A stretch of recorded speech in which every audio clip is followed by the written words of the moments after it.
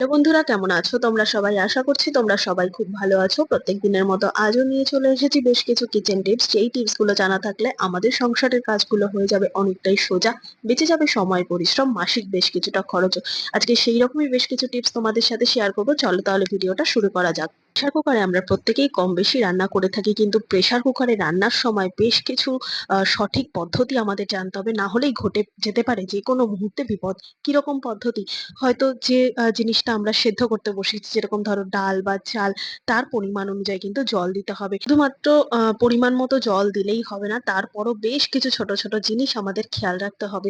তো না হলে কিন্তু ঘটে যেতে পারে বিপদ। আর প্রেসার কুকার রান্নার সময় এইরকম সিচুয়েশন কি তোমাদের সাথে হয়? তাহলে এই ভিডিওটা অবশ্যই তোমার দেখা দরকার।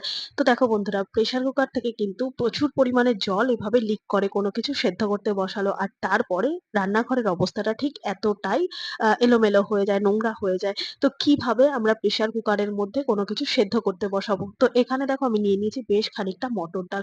আর মটর ডালগুলো বা ছোলার ডালগুলো এগুলো একটুখানি শক্ত হওয়ায় অন্তত প্রেসার কুকারে দেওয়ার প্রয়োজন পড়ে। আর তাই এই ডালগুলো যখনই আমরা সেদ্ধ করব, অন্তত ৩-৪ ঘন্টা আগে একটু ভিজিয়ে রাখলে পরে কিন্তু খুব তাড়াতাড়ি সেদ্ধ হয়ে যায়। তো প্রেসার কুকারে রান্নার সময় সঠিক মাপ জানতে হবে জলের। যেই পরিমাণ ডাল বা যেই পরিমাণ চাল দেব, তার থেকে ১ গুণ বেশি আমরা জল দেব। এখানে দেখো 1/2 কাপ পরিমাণ ডাল রয়েছে। ডালটা প্রেসার কুকারে দেওয়ার পর জলটা ১ কাপ পরিমাণ দেব। মানে 1/2 কাপ যদি ডাল হয়, ১ কাপ জল দিতে হবে। জাস্ট ডালের ওপরে একটুখানি জলের লেয়ার যেন থাকে। তো এইভাবে সেদ্ধ করলে কিন্তু আর কোন রকম ভাবে প্রেসার কুকার থেকে জল বাষ্পটা বেরোবে না উপর দিকে এরকম। তারপর দিয়ে দেব পরিমাণ মতো লবণ বা হলুদ। যদি তোমরা ভাত রান্না করো তাহলে অবশ্যই লবণ দেবে, হলুদটা এভয়েড করবে। আর যদি ডাল রান্না করো এই স্টেপ গুলো ফলো করবে। আর দিয়ে দেবো একটুখানি সর্ষের তেল। সর্ষের তেল, সাদা তেল, ঘি এই জাতীয় কোনো তৈলাক্ত জিনিস তোমরা ব্যবহার করবে, যাতে সিটি পর্যন্ত এই সেদ্ধ হওয়ার পর চাল বা ডাল এগুলো যেন সিটি অব্দি না উঠে আসে। তারপর দিয়ে দেবো একটা চামচ। এই ধরনের চামচ বা ছোট বাটি, এই ধরনের বা ছোট প্লেট একটা কিছু এই ডালের ওপরে দিয়ে দেবে। তাহলেও কিন্তু সিটি অব্দি উঠে আসবে না। তারপর দেখো ঢাকনাটা নিয়ে নিয়েছি, আর ঢাকনার মধ্যে এবার বেশ কতগুলো জায়গাতে একটুখানি তেল দিয়ে দেবো। ঠিক যেরকম সিটিটার চারপাশের অঞ্চলটা এরকম ভাবে একটুখানি তেল দিয়ে দেবো। রাবারের সাইডে এরকম ভাবে একটু তেল দিয়ে দেবো। তো এইভাবে যদি বেশ কতগুলো জায়গায় আমরা তেল দিয়ে দিই, তাহলে খেয়াল করে দেখবে বন্ধুরা, এটা কিন্তু আর একেবারেই বাস্ট হবে না। সুন্দর মতো এই প্রেসার কুকার দিয়ে আমরা রান্না করতে পারবো। এমনকি সিটির যে পিছন দিকের অংশটা সেটাতেও একটুখানি তেল দিয়ে দেবো।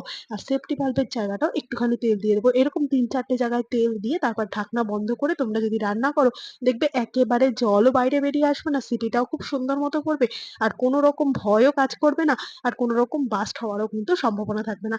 এই টিপস গুলো ফলো করে তোমরা অবশ্যই প্রেসার কুকারে রান্না করবে। ভিডিওটা যদি একটুও ভালো লেগে থাকে অবশ্যই সবার সাথে শেয়ার করে দেবে, যাতে প্রত্যেকের কোনো না কোনো উপকারে আসে। তো ভালো লাগলে একটা লাইক করো, কমেন্ট করে জানিও। চলো দেখে নাও পরের টিপস। মাথা আঁচড়ানোর সময় এইরকম কি ঘটনা তোমাদের সাথে ঘটে যে প্রচুর পরিমাণে চুল উঠছে? আর এইরকম ঘটনা যদি তোমাদের সাথে ঘটে থাকে, তাহলে এই ভিডিওটা কিন্তু অবশ্যই স্কিপ না করে দেখবে। তো দেখো বন্ধুরা, যখন আমরা মাথা আঁচড়াই তখন এখনকার প্রত্যেক মহিলাদেরই কিন্তু মাথা থেকে প্রচুর পরিমাণে চুল ওঠে, হেয়ার ফল হয়। ওয়েদারের জন্যই হোক বা জলের জন্যই হোক। তো এইরকম ভাবে প্রচুর প্রচুর চুল যদি চিরুনির মধ্যে ওঠে, আর প্রত্যেকবার এই চুলগুলো যদি সরাতে হয় হাত দিয়ে, সেক্ষেত্রে হাত বারবার নোংরা হচ্ছে, হাত বারবার ধুতে হচ্ছে। তো একটা ছোট্ট কাজ যদি আমরা মাথা আঁচড়ানোর আগে করে নিই, তাহলে একেবারেই আর চুলটা পরিষ্কার করতে হবে না হাত দিয়ে। তার জন্য একটা ছোট্ট পলিথিন এইভাবে ছোট করে কেটে নেবো। অন্তত চিরুনির যেরকম মাপ হবে সেই মাপ অনুযায়ী তোমরা একটা পলিথিন কেটে নেবে। তো এই ধরনের পলিথিন গুলো কিন্তু এই যে ক্যারি প্যাকেট গুলো হয় না, এই ক্যারি প্যাকেট গুলো থেকে ব্যবহার করতে পারো। তো দেখো আমার চিরুনির মাপ অনুযায়ী কিন্তু আমি একটা পলিথিন ছোট্ট এক টুকরো কেটে নিয়েছি। তোমরা তোমাদের চিরুনির মাপ অনুযায়ী একটা পলিথিন কেটে এইরকম ভাবে চিরুনির মধ্যে হালকা হালকা করে এইভাবে প্রেস করে গেঁথে নেবে। তো খুব জোরে বা খুব স্পিডে কিন্তু এই প্যাকেটটাকে এইভাবে মানে চিরুনির মধ্যে গাঁথলে কিন্তু প্যাকেটটা ছিঁড়ে যাবে। আর অবশ্যই কিন্তু পলিথিনটা একদম চিরুনির শেষ মাথা অব্দি টেনে দেবে না। একদম মিডিল পজিশনে রাখবে, যে হাফ যেন উপরটায় ফাঁকা থাকে, পলিথিন যেন না থাকে। এরপর মাথা আঁচড়ানোর পর যে চুলটা আমাদের চিরুনির সাথে লাগবে, তারপর দেখো বন্ধুরা এইরকম ভাবে দু সাইড থেকে পলিথিনটা আস্তে করে ধরে না টান মারবে। তাতে কি হবে, পলিথিনের মধ্যেই সুন্দর মতো চুলটা কিন্তু উঠে আসবে, যার জন্য আমাদের বারবার হাত লাগিয়ে চুল পরিষ্কার করার দরকার নেই। তো আশা করছি ছোট্ট টিপসটা কাজে দেবে। ভালো লাগলে লাইক করো, কমেন্ট করো। চলো দেখি দেখে নাও পরের টিপসটি করার জন্য প্রত্যেকদিন অন্তত আমাদের আটা মাখতে হয়, কিন্তু আটা মাখার সময় এই ভুলটা কি কখনো আমরা করি যে আটা মাখতে গিয়ে এই হাতের মধ্যে আটা তো লেগে যায়, সাথে কি হয় আমাদের যে চুড়িগুলো পরা থাকে বা আংটিটা পরা থাকে, আংটিতে খুব একটা অসুবিধা না হলেও চুড়িতে কিন্তু অসুবিধা হয় যে আটাটা কিন্তু ভীষণ পরিমাণে লেগে যায়। আর ঠিক মতো যদি আটা মাখার সাথে সাথে আমরা হাতটা না ধুতে পারি, সেক্ষেত্রে দেখবে এই চুড়ির মধ্যে যে আটাগুলো শক্ত হয়ে থাকে না, সেগুলো কিন্তু পরবর্তী সময় উঠতে চায় না। আর চুড়িগুলোকে যতই আমরা উপরের দিকে টেনে টেনে তুলে রাখি, বারবার এই আটা মাখার সময় যে হাতের একটা মুভমেন্ট হয় বা হাতের একটা ঝাঁকুনি হয়, তার ফলে কিন্তু বারবার চুড়িগুলো নিচের দিকে নেমে আসে। এরকম সিচুয়েশনে একটা ছোট্ট কাজ কিন্তু তোমাকে করতেই হবে। নিয়ে নিয়েছি একটা মোটা রাবার ব্যান্ড। তো এই ধরনের প্রত্যেকের ঘরেই রাবার ব্যান্ড থাকে। তো এইরকম ভাবে কি করতে হবে, প্রথমে রাবার ব্যান্ডটাকে হাতের মধ্যে পরে নাও। একটু উপর দিকে করে নাও যাতে চুড়িগুলো আর নিচের দিকে না নেমে আসে। আর যদি তোমরা চাও আরেকটু উপরের দিকে তুলে নেবে, তাহলে কি করবে, চুড়িগুলো একদম হাতের সাথে টাইট মতো ভাবে উপর দিকে করে নিয়ে তারপর রাবার ব্যান্ডটাকে এরকম ভাবে দিয়ে দাও। তাতে দেখবে বন্ধুরা একেবারে হাতের তালু পুরো পরিষ্কার থাকবে। আটা মাখতে গেলে কখনো ছুরিটা নিচের দিকে নেমে আসবে না, গার্ডারের জন্য আটকে যাবে। আর কোনো রকম ভাবে কিন্তু ছুরির মধ্যে আটা লেগে ছুরিটা নোংরাও হয়ে যাবে না।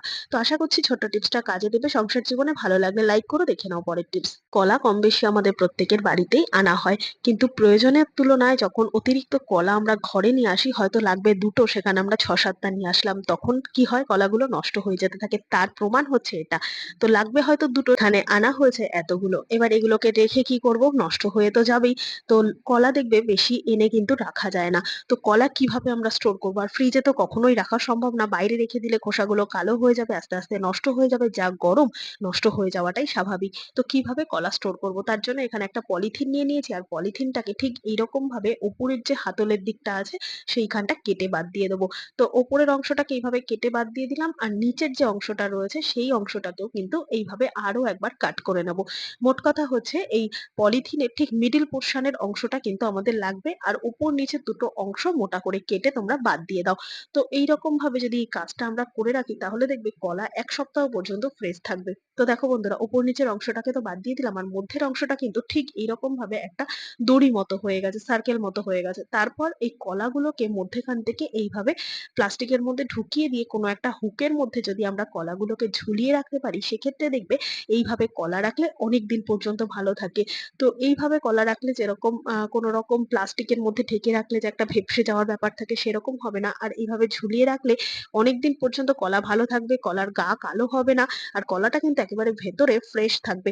খেয়াল করে দেখবে বন্ধুরা, ফলের দোকানে কিন্তু কলা এইভাবেই রাখা থাকে যাতে দীর্ঘদিন সংরক্ষণ করা যায়। আশা করছি টিপসটা কাজে দেবে। ভালো লাগলে লাইক করো। চলো দেখে নাও পরের টিপস। ফ্রিজের মধ্যে কেন আমরা ক্লথ ক্লিপ রাখবো? হ্যাঁ বন্ধুরা, ভিডিওটা সম্পূর্ণ দেখলে বুঝতেই পারবে। এবার থেকে ক্লথ ক্লিপ রাখতে হবে ফ্রিজের মধ্যে, তাহলে আর গোটা ফ্রিজ প্রত্যেকবার বা প্রত্যেক দিন পরিষ্কার করার দরকার পড়বে না। দেখো বন্ধুরা, যেখানে আমাদের হাতলটা থাকে না ফ্রিজের, যেখানটা হাত দিয়ে আমরা ধরে বারবার খুলি বন্ধ করি ফ্রিজের দরজাটা, সেখানে কিন্তু একটা ছোট্ট মতো খাঁজ আছে। আর এই ছোট্ট মতো খাঁজে আমরা প্রত্যেকে কি করি, এরকম একটা কিচেন টাওয়াল হোক বা কোনো কাপড়ের টুকরো এরকম ভাবে রেখে দিই, যার ওপর হাত দিয়ে এইভাবে ধরে আমরা কিন্তু ফ্রিজটাকে খুলি বন্ধ করি। কিন্তু বারবার এইভাবে রাখতে গেলে দেখা যায় কাপড়টা বারবার খুলে পড়ে যায়, যার ফলে আমাদের ভিজে হাত থাকুক বা নোংরা হাত ফ্রিজের গায়ে কিন্তু লাগলে ফ্রিজের দরজাটা আস্তে আস্তে খুব নোংরা হয়ে যায়, যেটা কিনা প্রত্যেক দিন প্রত্যেকবার আমাদের পরিষ্কার করতে হয়। তার জন্য এই কাপড়টাকে একটা ক্লথ ক্লিপ দিয়ে যদি আটকে রাখা হয়, তাহলে দেখবে বন্ধুরা এই কাপড়টা কিন্তু খুব অল্পতেই সরে নড়ে যাবে না, আর এতটাই টাইট মতো ফিক্সড হয়ে থাকবে যে ক্লথ ক্লিপটা না সরালে কিন্তু এই কাপড়টা টানাটানি করলেও খুলে পড়বে না। তার ফলে আমাদের নোংরা হাত থাকুক বা না থাকুক, আমরা যখন ফ্রিজের দরজাটা খুলবো কোনো রকম ভাবেই এই বাইরের দিকে জিনিসটা কিন্তু নোংরা হবে না, ফলে আমাদের বারবার পরিষ্কার করতে হবে না। তো একটা ক্লথ ক্লিপ দিয়ে সুন্দর মতো আমরা ফ্রিজ পরিষ্কার রাখতে পারবো। তো আশা করছি আজকে সমস্ত টিপস তোমাদের কাজে দেবে। ভালো লেগে থাকলে লাইক কমেন্ট শেয়ার করে পাশে থাকবে। আমার এই ভিডিওটা কে কোথা থেকে দেখছো কমেন্ট করে জানাতে ভুলবে না। দেখা হবে আবার অন্য কোনো ভিডিওর সঙ্গে। ধন্যবাদ।